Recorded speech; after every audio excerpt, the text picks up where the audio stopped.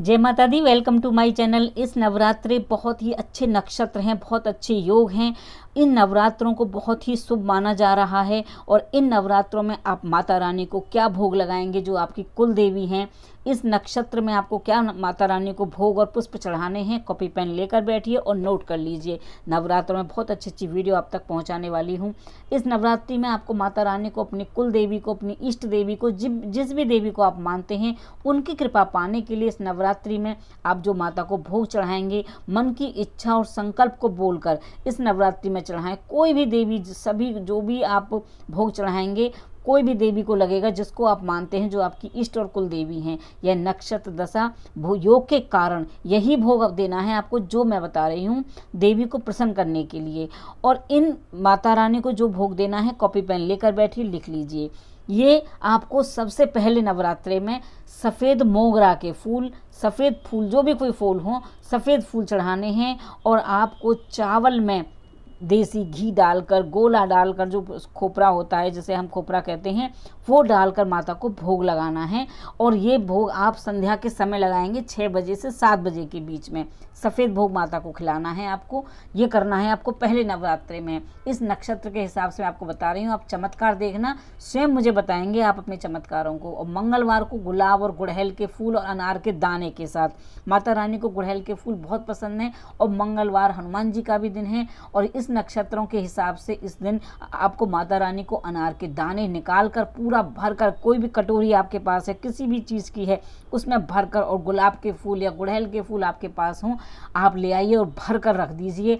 आप बोलिए, माँ हमारे घर में सुख समृद्धि भर देना, और माँ को अर्पण कर दीजिए। फिर आप देखिएगा कि माँ आप पर कैसे कृपा बरसाती है। आप ये करके देखिए जो मैं आपको बता रही हूँ। मैं देवी भागवत पढ़ रही हूँ और आप तक अच्छी अच्छी वीडियो पहुँचाती रहूँगी।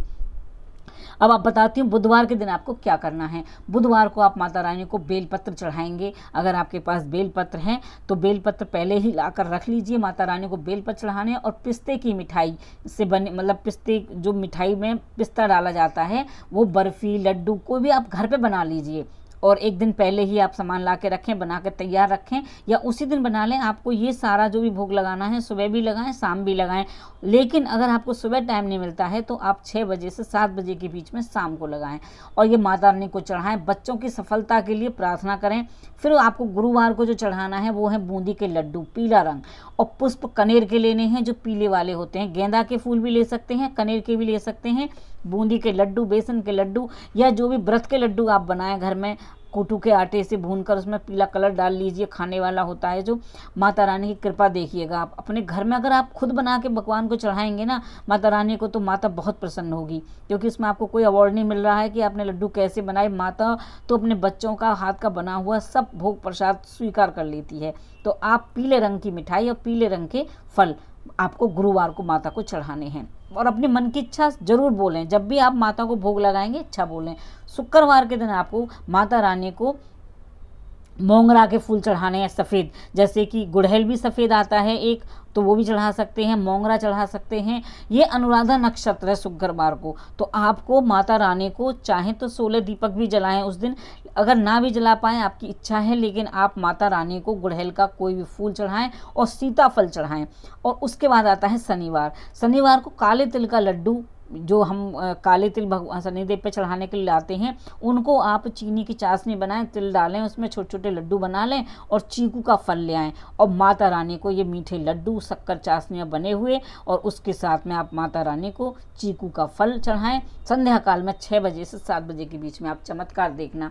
उसके बाद रविवार को आप लाल गुलाब, गुड़हल और आटे के लड्डू बनाएं, चूरमा, यानी कि जैसे कोई व्रत का लड्डू, सिंगाड़े का आटा होगा, ये देख रहे हैं आप, ये सिंगाड़े के आटे के लड्डू हैं।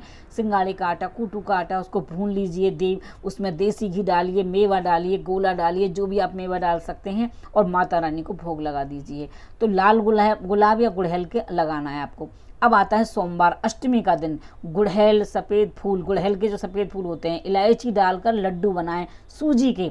आप देख रहे हैं ना, खोआ, सूजी, ऐसी चीज़ों को भूनकर घर पे, और उसके दिन उसमें अष्टमी के दिन खोए के लड्डू, मतलब कि आपको माता रानी को सफ़ेद लड्डू चढ़ाने हैं। अष्टमी का दिन होता है, व्रत का दिन भी है। बहुत से लोगों के यहाँ कन्या जमाई जाती हैं, और माँ से प्रार्थना करें कि माँ अपनी शक्ति दिखाओ, मैंने 8 दिन आपको भोग लगाए हैं, आप अपने चमत्कार दिखाइए, मैं आपको भोग प्रसाद आपकी इच्छा के अनुसार चढ़ा रहा हूँ या चढ़ा रही हूँ, फिर आप चमत्कार देखिएगा। और फिर आएगा मंगलवार 9वां दिन, छिलके वाले बादाम घी में भूनकर उनमें थोड़ी सी बूरा डाल दीजिए, चाहे तो उसका चूरमा कर लीजिए और वो आप पंजीरी सी बना लीजिए उसकी, छिलके वाले बादाम की। अगर आपके 9 दिन के व्रत हैं तो आप इस तरह का ही प्रसाद लगाइए जो आप खा भी सकें। और फिर आप माता रानी को मंगलवार को ये चढ़ा दीजिए। और आपको उसमें लाल फूल चढ़ाने हैं, बादाम का जो भून का प्रसाद बनाना है। उसके बाद आएगा बुधवार का, उस दिन आपको हरे मूंग का हलवा बनाना है, मूंग की दाल का, क्योंकि बुधवार है तो आप उस दिन ये व्रत खा भी सकते हैं प्रसाद। तो मूंग की दाल का हलवा बनाइए और इलायची पिस्ता सब डालिए अपनी इच्छा के अनुसार उसमें, जो भी आप, और बेलपत्र चढ़ा दीजिए। किसी भी प्रकार की दुख परेशानी जो भी होगी वो माता को बोल दीजिए। आपको पुत्र चाहिए, धन संपत्ति चाहिए, जो भी माता से आप प्रार्थना करेंगे वो भी आप माँ की इच्छा, माँ अपनी आपकी जो मनोकामना है उसको पूरा करेगी। और ये 9 दिन के भोग और पुष्प मेरी वीडियो को आप जो देख रहे हैं ना, मैं आपके लिए बहुत अच्छी मेहनत कर रही हूँ आप तक पहुँचाने के लिए। ये आप भोग प्रसाद माता को भोग लगा कर देखिए। आई होप कि आपको हमारी वीडियो पसंद आई होगी। मैं ऐसे ही वीडियो आप तक पहुँचाती रहूँगी। जय माता दी।